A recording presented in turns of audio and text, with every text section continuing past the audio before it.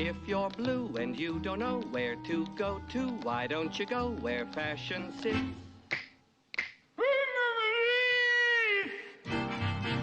Different types who wear a day coat, pants with stripes, or cutaway coat, perfect fits.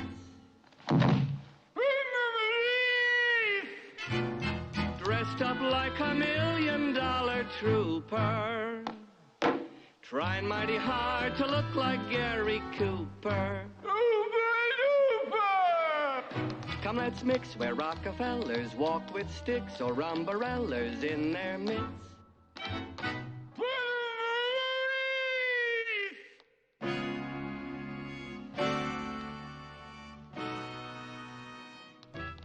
Hello and welcome to Cricket Commentaries. As always, I am your host, Jack Del Mastro, and as always, I'm joined by my very good friend and co-host, Keaton Byer. Hello, Keaton. So it's actually pronounced Catan Bayer.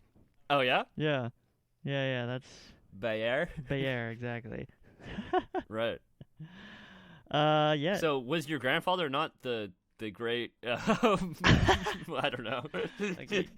The great mad scientist. The great mad scientist, also named Bayer. No, it's pronounced Bayer. So, as you may or may not have guessed, or having read the title, you probably know. Yes. That today we are covering the film Young Frankenstein. Young Frankenstein, and it's what a good movie it is. Yeah, it's pretty fun. So this is like a, I guess a horror comedy, more on the comedy. Yeah, it's kind of like Abbott and Costello in that sense. It's technically a horror comedy, but it's mostly just comedy. I mean, it's a similar vibe in a lot of ways. Oh yeah, definitely. To Abbott and Costello Meet Frankenstein, although I would say the comedy is a bit more like lewd. Yeah. Well, the comedy's less about like slapstick and bits, and more about like the writing. Yeah, exactly. Which is very good. Yes. And so the writers, as you probably know if you know this film, it's written by Mel Brooks and Gene Wilder. Yeah, two towering figures. Towering figures, absolute legends of the industry. Absolute legends. I think we've talked EGOT winner, by the way, Mel Brooks. Yeah, Mel Brooks. We've discussed him before a couple of times. Mostly in the Fly episode because he produced that movie. Yeah, and he wanted to keep if you didn't know, his name off of it. Yeah, well, it does say Brooks Films. Yeah, he just does like same difference. I think really. he just didn't want people to like immediately like say, oh, this is a Mel Brooks movie. Yeah, exactly. This is a Mel Brooks movie that is going to be funny. Yeah. Yeah. I think he used the word Pavlovian response with the oh yeah with the audience. So without further ado, why don't we just let's get right into the movie for everyone. Yeah, let's summarize this movie. It's thankfully not quite as long as our last one. I don't think much to it. No, in terms of the summary. Yeah, it's fairly straightforward, you lucky bastard. But let me pull up a timer here. Well, you chose Amadeus, by the way. Yeah, that was my fault. That was my fault, and I knew it was my turn to summarize when I chose it. All right, hold on. Let me just get my 5-minute timer up and running. All right, you ready? Yep. All right, 3, 2, 1, go. Okay, so we start and we have this guy named Dr. Frederick Frankenstein. Who we find is the grandson of the well-known Victor Frankenstein, the mad scientist who created the monster we all know. Yes, know and love today. However, he refuses to be associated in any way with his grandfather, who he's quite ashamed of. But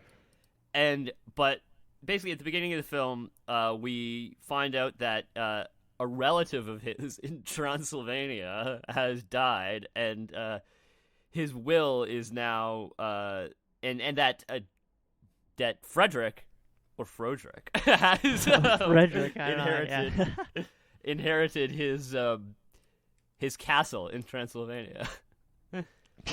So he goes to Transylvania, and he meets this guy named Igor.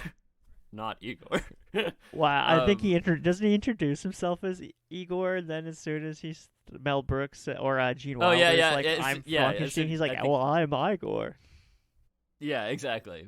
But they call him Igor for the rest of the movie. Yeah. And so anyway, Igor is like, well, I'm gonna, I guess, take you to the castle. Just walk this way. This way. And then, so they go to the castle, and first they meet the lab assistant Inga, who asks if he wants to roll in the hay. Oh yeah, right. Which is a literal joke. In fact, they're literally sitting in like a hay bale. Yeah, sorry, a literal hay bale. Yeah, a lot of stuff like that in this movie. Double entendre, yeah. So they go to the castle and they meet Frau Bucher, which is a housekeeper, I suppose. And as Frederick is staying his first night at the castle, he hears some mysterious music, and he follows that music to a secret room. It's a lot like that, which is the lab of. Sorry, what'd you say? No, I was just gonna say it's a lot like that Magic School Bus episode. But go on, it's the lab of Victor Frankenstein, and basically upon finding the lab, he starts reading the books of Dr. Frankenstein, and he becomes convinced that in fact Dr. Frankenstein was correct, and that you could in fact revive dead tissue. So he, I guess, decides, I'm just gonna go ahead and follow in the footsteps of my grandfather. It was a pretty easy switch there. He goes. It was a pretty easy. Well, after he just read the book, so then he basically steals some dead bodies, and the townsfolk are. Igor steals some dead bodies. No, him and Igor. Oh, they're together. Oh, right, yeah, right. They're on the cart together. Yeah. They steal some dead bodies and they try to start doing their thing, and they're like, okay, we need a brain. What about the brain of the smart scientist Hans Delbruck? And so he sends Igor to go steal the brain of Hans Delbruck, who is a dead scientist. German historian, first modern military historians. Yeah, but basically, Igor fucks up, drops the brain of Hans Delbruck, wrecks it, and picks up the closest brain on hand, which happened to be labeled abnormal, do not use. Abnormal, do not use brain. Use for what? Yeah, exactly. So then he brings it back, and they put the brain, the abnormal brain, into the creature, and and they attempt to bring him to life. Sorry, what'd you say? 1 minute. They attempt to bring him to life, and at first they fail, and then they eventually succeed, and the monster is crazed because he has an abnormal brain, and he's kind of on the loose. But then they realize that with music they can keep him tame, and then they do, and then they bring him to this fucking scientific things that they could show off this great creature, and then they do this song and dance routine, and then putting on the Ritz. But then the monster, because of the broken stage light, gets very irate because I guess fire, I'm not sure, and then the monster goes on the loose, and then they capture the monster, and fucking Frederick is oh, we gotta get the monster back, and then they do. And shit, but anyway, eventually the townsfolk are well, we gotta fucking. There's the timer. That's right. 5 minutes. So yeah, basically just finish off the end there. Yeah. So they bring back the Frankenstein. The townsfolk are well, we gotta stop this, and he's well, maybe I can implant some of my brain into Frankenstein's brain somehow with some weird transfer, and then he'll be smart, and then they do, and then basically the townsfolk almost fuck it up, but. Anyway, then the monster's all sophisticated and shit, and he's reading the Wall Street Journal. Exactly. Yeah, there's some more double entendres there, and it goes. But yeah, exactly. They I switch skipped back over some and forth. things, but yeah, I think you got the gist of it there, the most important details. Yeah. So, what did you think of this movie? Well, I mean, I'm just left with this most important question. Okay. Why does everybody have a German accent in Transylvania? Because Transylvania. Das ist good, yeah. I believe Transylvania actually, despite being in Romania, I believe it has a lot of Hungarian speakers in it. I was going to say, I know it's in Romania, but I don't actually know. I know that there's a lot of, language and cult, like very... Yeah, but I believe this is why in Dracula, the 1931 film, that they use Bela Lugosi, who has a Hungarian accent. Oh, that's very... So they did that on purpose. Wow. Yeah, but it was just so thick that it was like... yeah.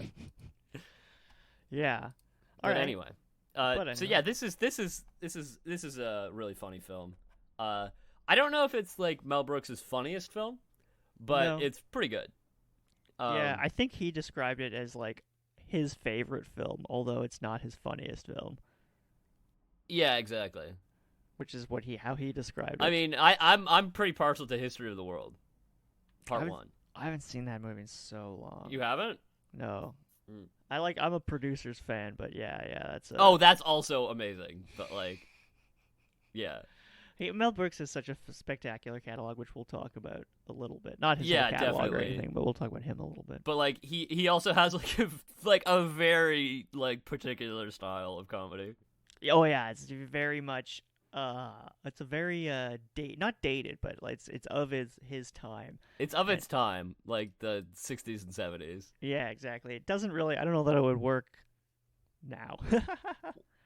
Yeah, I mean, he made like is he still he hasn't made a film in a long time, but like no, but he made a movie. I feel like he's been recently. doing stuff still. Like yeah, he made a movie actually that I've seen fairly recently. Yeah? Okay. But yeah, he's like still kicking. How old is he? Old. Yeah. He's 96. Fuck, dude. That's old. Jeez. Yeah. Holy smokes. And he's still around? Wow. Let's see what his most recent thing in his filmography is. He plays the voice in Hotel Transylvania. Really? Wait, what? Yeah, he plays History of the World Part 2? What the fuck? They're making that?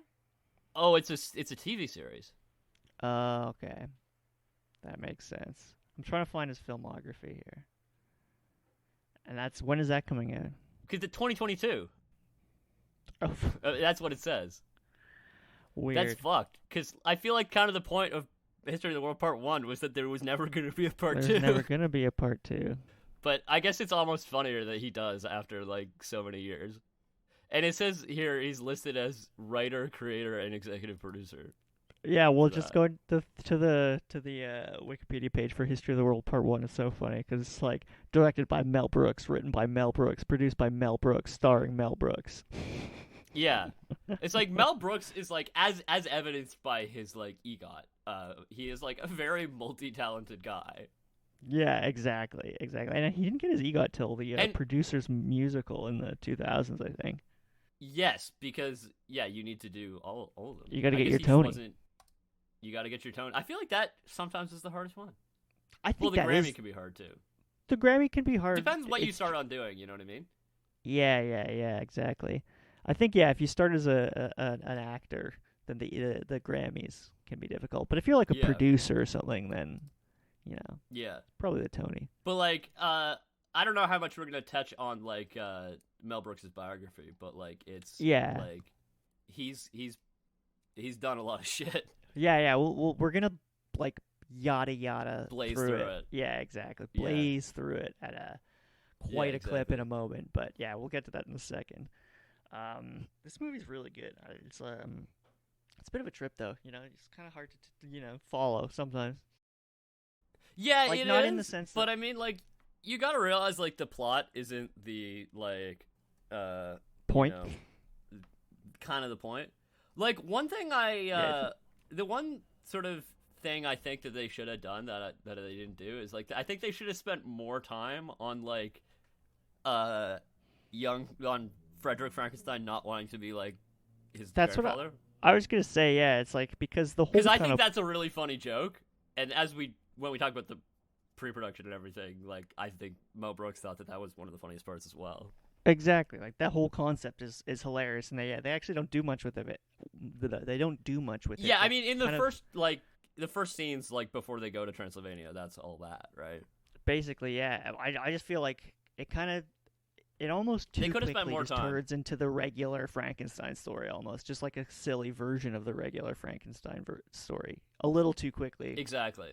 Like, which is fine, and it's it is what it is. It's still a great movie. It's still a good film, but it's like, I would have liked them to spend more time on that concept.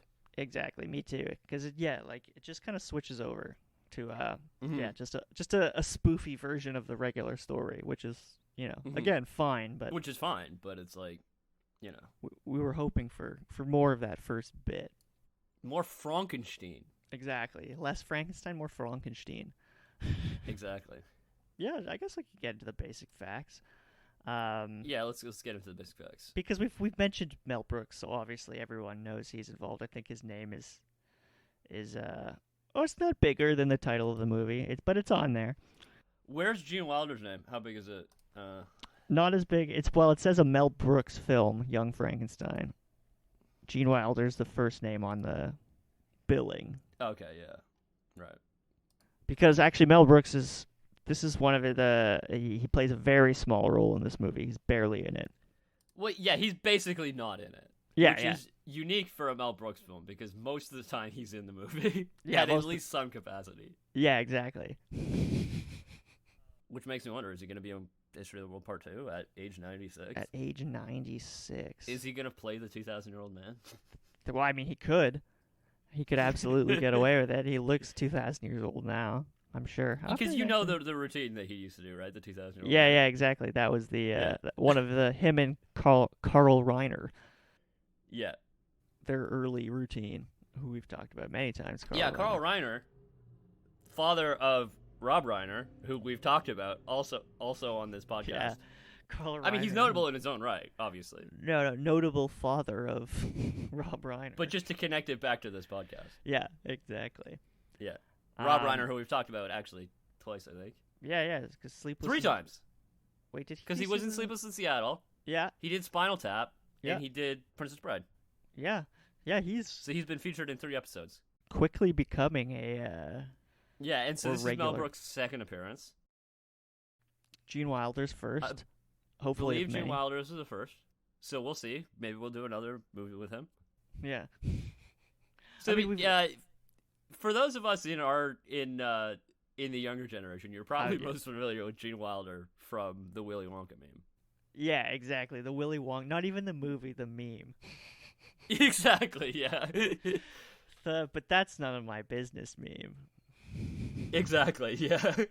Yeah, let's talk about the basic facts. So as we said, Mel Brooks, Gene Wilder, those guys are the brain trust behind. They're kind of a film. team. Like they've done a ton of movies, right? Yeah, and like the producers. Like he was like one of the stars of the producers. He was Leo Bloom. Yeah, exactly. Which was kind of the film that put Mel Brooks on the map, I would suppose. Yeah, and it didn't do like critically particularly well, but yeah, it did. What? The producers? Yeah. Did the critics not like it? They thought they didn't like. I don't think they hated it, but it didn't. It wasn't like right. Just because it wasn't the whole point of the movie, like the play they put on, the musical they put on in the movie was that it was supposed to be critically terrible. Yeah, exactly. Yeah, which would be hilarious if the critics didn't like it. It was like, no, I don't like how I was portrayed in this movie. Exactly. Yeah. Yeah, it's their writing together, Gene Wilder, Mel Brooks. Mm-hmm. They did. I don't know. Is this the first movie they wrote together? I think it might be. But anyway, so yeah, we all know it's Frankenstein, Mary Shelley. There have been so many other Frankenstein movies. We've done one of them. Yeah, we have. This is our arguably. This is our second Frankenstein. This is our second Frankenstein movie, and they've both been comedies. Yeah. Yeah. This one's not canon though. Is it? Well, let's see. Who made it? Is it Universal? No, it probably wait. Because if it's Universal, then well, no. But you'll notice that it's 20th Century Fox. You'll notice that the Frankenstein does not have the bolts in his neck. Right. Or sorry, the monster doesn't have bolts in his neck in this film.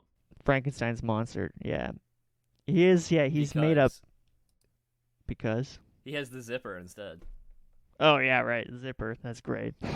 But yeah, because for those of you who don't know, like the modern look of Frankenstein was basically invented by Universal. Yeah. I'm not sure if they still hold like if they own If Frankenstein. they still hold copyright on that, or if that's expired, but you don't know. Yeah, it's a good question. Who owns the copyright on Frankenstein? I feel like we're kind of honestly. Well, the copyright on the novel is public domain. Yeah, right. The novel. Yeah. The Mary Shelley novel. But I'm saying if you make a Frankenstein movie, you can't make Frankenstein look like, you can't make the monster look like what we're used to. Oh, I see. Right. It's about because the way he looks. They own the image of the bolts on the neck and the green and everything. Right. So if you dress up as that Frankenstein for Halloween, they could fucking. Well, I don't know if the copyright is expired at this point, because that was a long time ago. If you did in the 50s, then they could have. Sure. Claimed against you. They would have sued you. Sent out, like, well, yeah, but like, what about people who dress up like Marvel superheroes? Like, that's also definitely illegal. No, I'm sure there's some exception. There's some exception for that, probably. Yeah, probably. I'm sure that's fair use.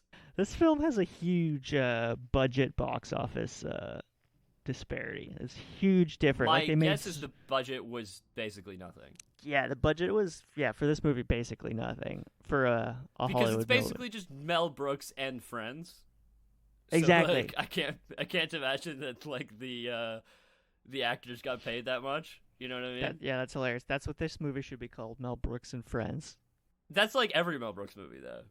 Yeah, good point. Because like all these people like are in other Mel Brooks movies. Actually, I don't know if Terry Garr was in anything else, but yeah, well, it's true. All these people, and then also like the music, the guy he does for music. What's his name? Yeah. John Morris does all the, or not all, but most of them. And then Gerald Hirschfeld is the cinematographer. Yeah, I looked. He did not do much else with Mel Brooks. With them, right? So the box office. So they spent $2.78 million, so just under $3 million. Yeah, and like the sets could look cheap because they were supposed to. Yeah, they kind of lucked out with the type of movie they were trying to make, just because it's well, we'll talk about the sets later, actually. Okay, cool. Because like they wanted, right. Because they wanted probably more in part 2. But yeah, exactly. Because they wanted it to look like these, original. Yeah, they really wanted to get the authentic feel of like the Universal horror movies. Yeah, hence why it's in black and white. Yes, exactly. So not just because they were cheap, but also maybe that. It's a combination. It doesn't hurt. Yeah, exactly. So yeah, let's talk about the pre-production. We can, and then we'll move on from there. So this film is, I don't know if we mentioned, it came out in 1974. Right. So right after Blazing Saddles. Another classic Mel Brooks movie. Blazing Saddles also came out in 1974. Right. Saddles. So they weren't just pumping them out. Yeah, they were just pumping them out. So Blazing Saddles came out February 1974, and this movie came out the December. Yeah. So basically, they're finishing early 1974, late 1973. They're finishing Blazing Saddles. But before we get into that, let's talk about Brooks a little bit, as you said, because I feel like you got to get a little bit of background information, because I don't know that we gave any background information the last time we talked about him. Probably not, because he was like separate. He was kind of like a background character in that one. Yeah, exactly. He wasn't as important. We talked about David Cronenberg mostly. Right, that's right. But yeah, so Mel Brooks, also known as Melvin Kaminsky. Yes. When did he change his name to Brooks? So apparently it's because he used to be a drummer and piano player. In the Catskills in New York, and basically there was this other guy who was a trumpeter named Kaminsky, and so he changed his name so that they wouldn't get confused. Makes sense. It's funny that it had nothing to do with movies at all. It was just so he wouldn't get confused. No, it was just because there was some other guy with the same name, and they didn't want to get confused. Yeah. That's funny, cause he was so he was in the army. He was in World War II. I don't know that he saw like action, because I think he was like a well, he was sent to Europe.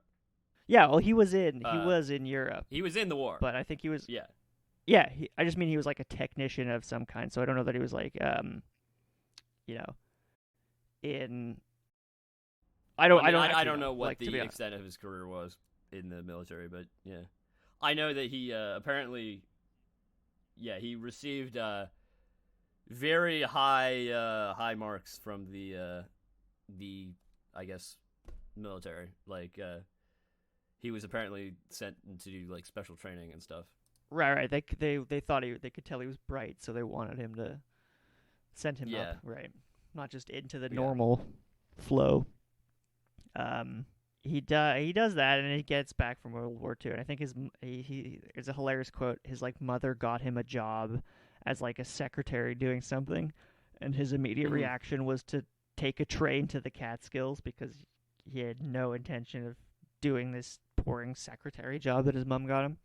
Yeah, so I think he basically then becomes like a jazz drummer, which is like funny, hilarious. Like not at all what he ends up doing. No. Well, yeah, he starts basically just playing the resort circuit in the Catskills. Which is like, so he's basically playing like lounge music for like hotels and things like that. Exactly. He's just sitting in the hotel bar playing the piano and the drums, like. Yeah, exactly. It's pretty cool. Pretty cool. And like you can see, like, because he does, like, he ends up writing like a lot of songs for a lot of his films. Ironically, not this one.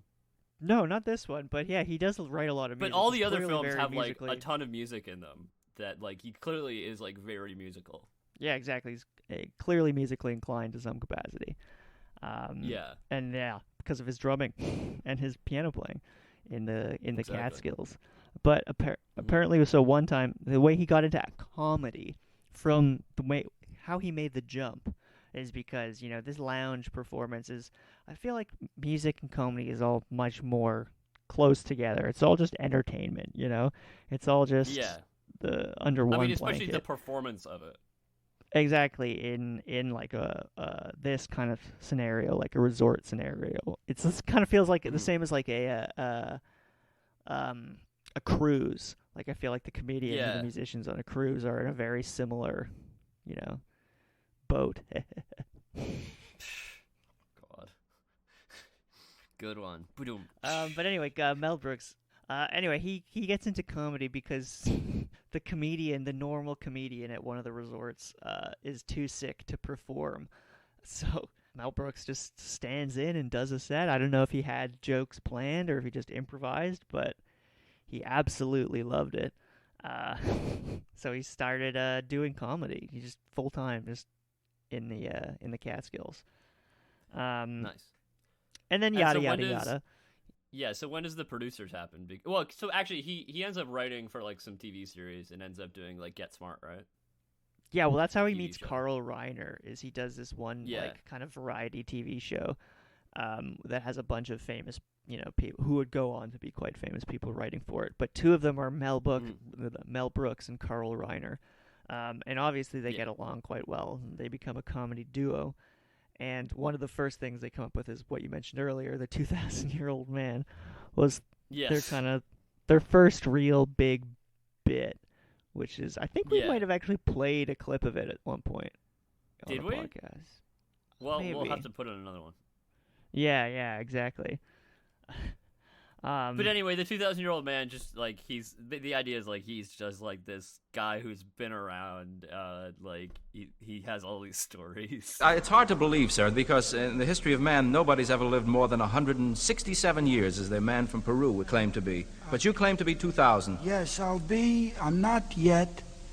I'll be 2000 October 16th. Yes. You will be 2000. When were you born? We didn't have formal years and names in writing. We didn't know. I see. And what? Nobody kept time then. See, we didn't know. We didn't write. We just sat around, we pointed in the sky and we said, whoa, hot boy, you know? That's all you said? We didn't even know it was the sun. We thought... So after this, he's started, they get success as a duo. They get some, basically just a bunch of behind-the-scenes work, TV shows, writing and whatnot. And then with Carl Reiner, they create 2 TV shows. One of them I'm not familiar with. The other one is Get Smart, which is, fairly well known. It's sort of like this comedy spy show, which is pretty funny. It's like James Bond, but like spoof James Bond. Yeah, exactly. But then, so he's been envisioning this whole time the producer's film, because he always wanted to make that kind of movie. As you described earlier, that's about they're trying to make a wildly unsuccessful stage production. Is basically the gist of it. So he's had this idea. They're trying to make the most tasteless musical of all time. And they succeed. And because they want to make it a flop, right? Yeah, exactly. It's supposed to flop. That's the point. Yeah. And maybe we'll do that movie one day. We really should. It's a great movie. We could. Which one would we do? The original or the Matthew Broderick? I think we'd have to do the original, I think. Probably. But anyway, eventually they secure funding to actually make the film in 1967. And it's not amazingly successful, but, it proves that he can do it, and he's a viable, director and writer and whatnot. And then they make another film that doesn't do amazingly well. I even forget what it's freaking called. It is based on some other work. Again, not wild. This one was actually unsuccessful. Chairs? Yeah, I've one. never even heard of it. Yeah, tons of... I imagine they did a spoof version of it, but there's a bunch of retellings of this story. Mm-hmm. But then finally, they find massive success with Blazing Saddles. Yes, the spoof western. The spoof western, which is quite an interesting movie. What do you think about that movie? I like it. I think it's pretty funny. Yeah, it has. It's certainly got some jokes that I think would be pretty hard to do now. Yeah, for sure. Same with this movie, Young Frankenstein, but less so. Yeah, but not quite to the same extent. I think Blazing Saddles touched on more racial issues. Yeah, exactly. Yeah. They I don't know how they came up with the idea for Young Frankenstein while they were still working on that movie. So I guess they had the idea, but the fact that movie was so successful is why they were actually probably able to make this one so quickly. Yeah, so from what I understand, initially it was Gene Wilder's idea to do this movie. Basically initially Mel Brooks didn't want to do a Frankenstein movie because he's there's been too many fucking Frankenstein movies, not another one. But then, there was 5 at that point? Yeah, there were a ton, right? Yeah. But then Gene Wilder says he has the idea that it's but this guy, he doesn't want to be a Frankenstein. And he's of the legacy. He's ashamed of being Frankenstein, Exactly, and Mel Brooks thought that was hilarious. And so then Mel Brooks decides that that's the funniest part of it, which once again comes back to I wish they spent more time on that. Yeah, because you only get that one scene in his basically that one scene in his he's doing the lecture, which is a great scene. Yeah, exactly. But I feel like we could have used some more of that. Yeah, and the kid coming, the student who just fucking really lays it out, oh yeah, excuse me, Dr. Frankenstein. Yeah, and he snaps at them. That scene where he snaps is great. And then he stabs himself in the leg. Which is oh god, that scene was so rough.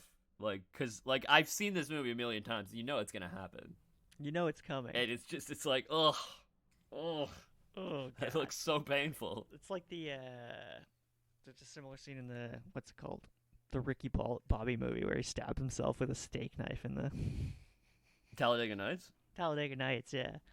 Yeah. So they're having coffee, convinces him that this movie's a good idea, even though it's overdone. So they get together, they start writing it. Apparently, they met nightly at Gene Wilder's place. And the way Mel Brooks described it, they would brew themselves a pot of lesser tea. And what do you mean, lesser tea? Oh, because I was shitting on Earl Grey. Yeah, they brewed a pot of Earl Grey, which we've condemned on this podcast. Yes, and this podcast is a Yorkshire only podcast. Yeah, it's a Yorkshire podcast. So yeah, they had lesser tea and digestive biscuits. Is what Mel Brooks described as their brain food. Right, I see. And they sequestered themselves and got it done in a couple of months. I guess they wanted to do it quick because they wanted to make it. Yeah, they were already high on the success of Blazing Saddles, and I guess they wanted to put out another Mel Brooks film, right? Yeah, exactly. Get the Mel Brooks film out there now. Yeah, while people are into it. Exactly. Yeah. As Brooks described the screenplay, because I think it was pretty silly, the actual screenplay. I think the movie we saw in the end was less silly, which is hard to imagine, than the screenplay. Yeah. Because in describing the screenplay, Mel Brooks said, "Good sense and caution are thrown out the window, and madness ensues." Yeah. That's their philosophy for writing a screenplay.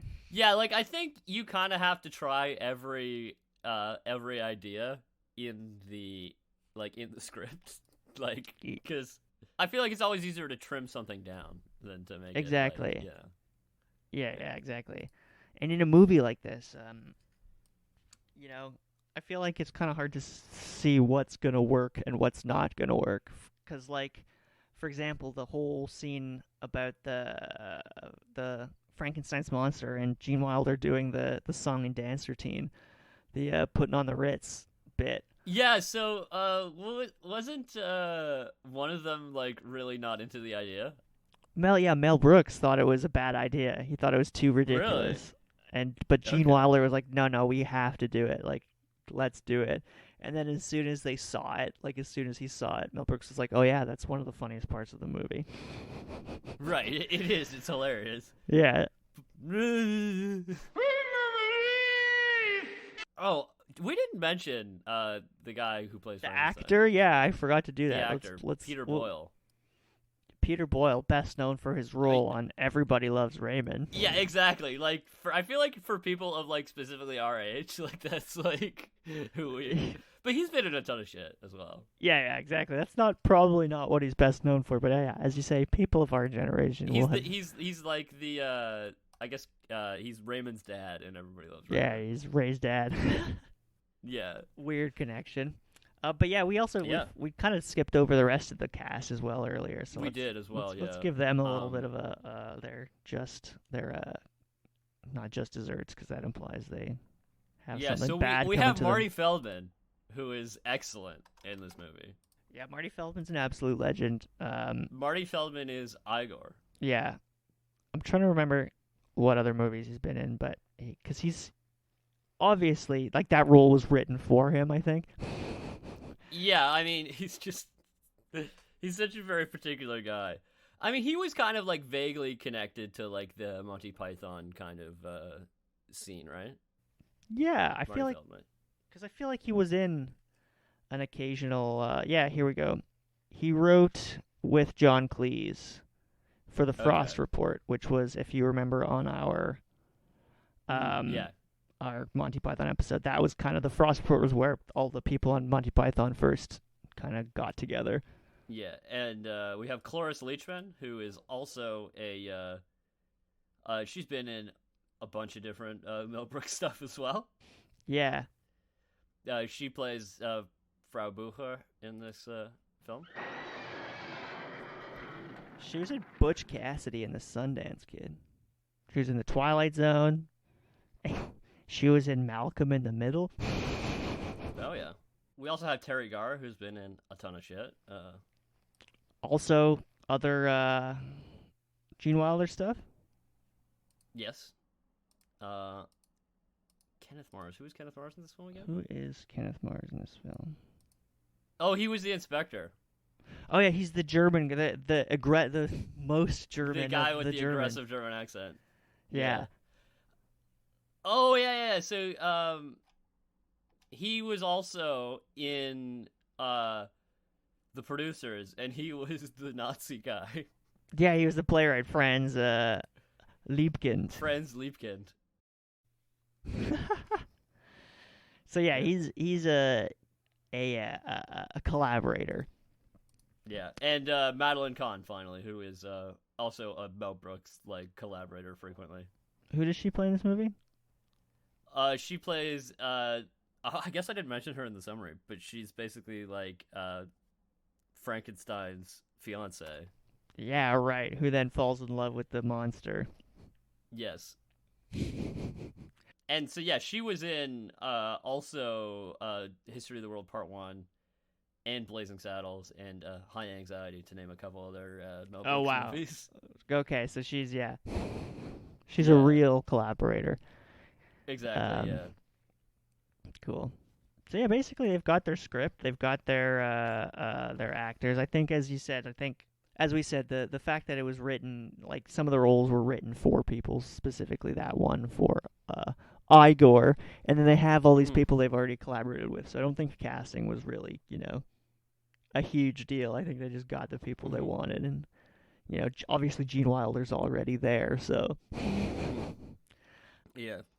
So yeah, they're ready to start making the movie, and as you said, there's a lot of good stuff about the actual making of the movie and the sets and that sort of thing. Yeah, absolutely. But that's more of a next week conversation, as most people know. But we have more to talk about this week. We have, in fact, a whole other segment to talk about this week, which is going to be an interesting one for sure.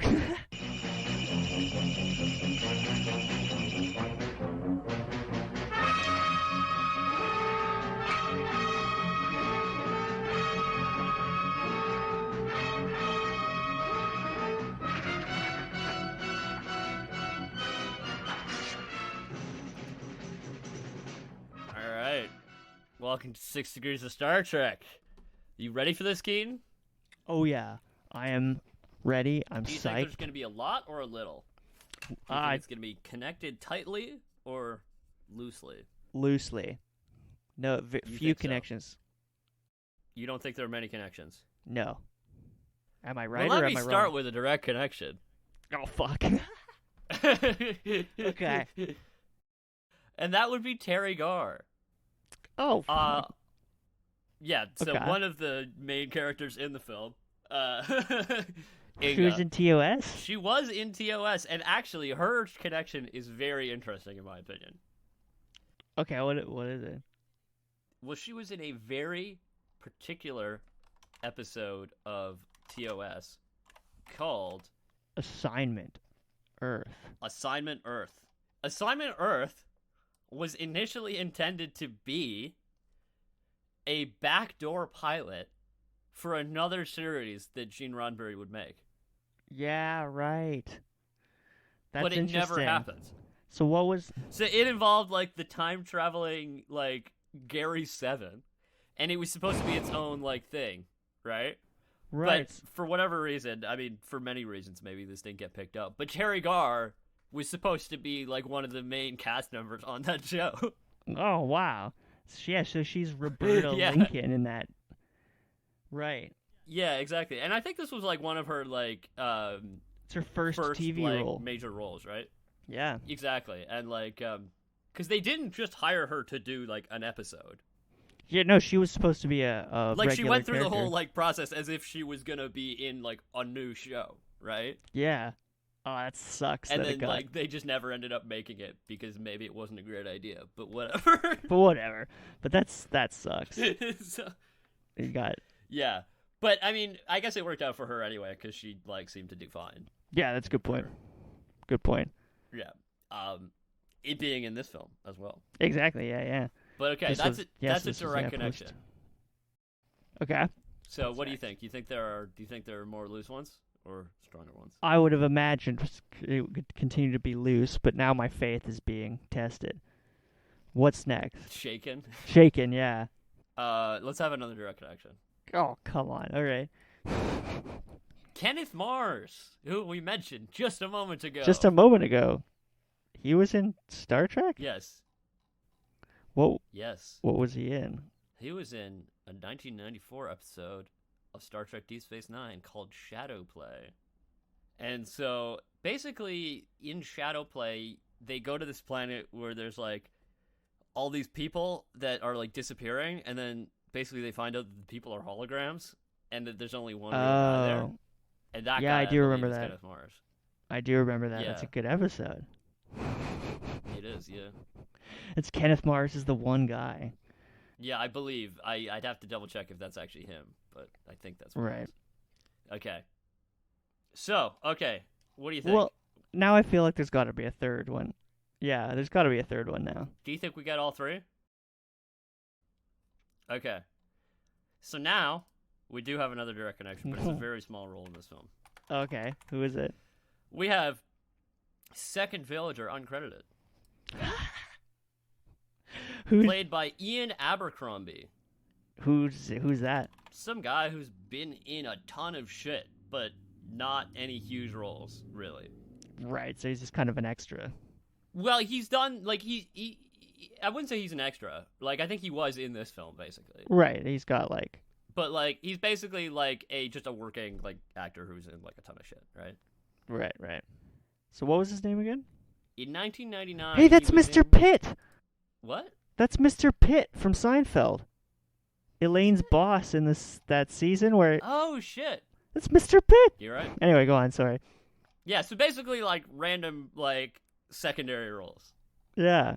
Is what I would say a lot of his career was. Yeah. He was a supporting actor for a lot of things. But, like, you know, those are very respectable careers, you know? Yeah, absolutely. He's a working he was actor. In 1999 in an episode of Star Trek Voyager called Someone to Watch Over Me. Oh, yeah. Which is... Yeah, the doctor, yeah, it's really weird. And he was also in another episode of Voyager in 2000 called Spirit Folk, in which he also looks like he played a hologram. Spirit Folk was the episode with Fairhaven, the little Irish town. Oh, yeah, that's a hilarious episode. Really weird episode. There's a lot of weird episodes like that. But yeah, it's a good... But yeah, he's been in two Star Treks. Two Star Trek Voyager episodes. As and different characters. And Seinfeld. And Seinfeld. Well, that's awesome. But yeah, that's what I got. Hopefully that was enjoyable enough for you. That was awesome. I honestly did not expect any connections. I kind of thought they'd be kind of insulated from one another, but I guess not. Nah, man. I mean, Mel Brooks casts a wide net. Yeah, it's true. Good point. He certainly does. He does a lot of stuff, like The Fly. Yeah, exactly. But yeah, all right. I think that's basically all we have for this week. A little bit light, but absolutely. We'll have more next week, as we always do. Yeah. You had anything else to add this week? But any shout-outs, Oh, wait, let's see. Anything to add? Anything to add? Yeah. Any news of the day? Wow, we're at 93 episodes. Wow. Getting closer to the 100. You're getting closer to the magic 100 number. We'll have a special episode for you. Yeah, we do have a special episode planned for number 100. Very special. Yeah, nothing really to yeah, nothing interesting. All right, well, thanks for listening, everybody. Right. Thanks for listening. We'll be back next week with all your Mel Brooks, Young Frankenstein, Gene Wilder content. Exactly.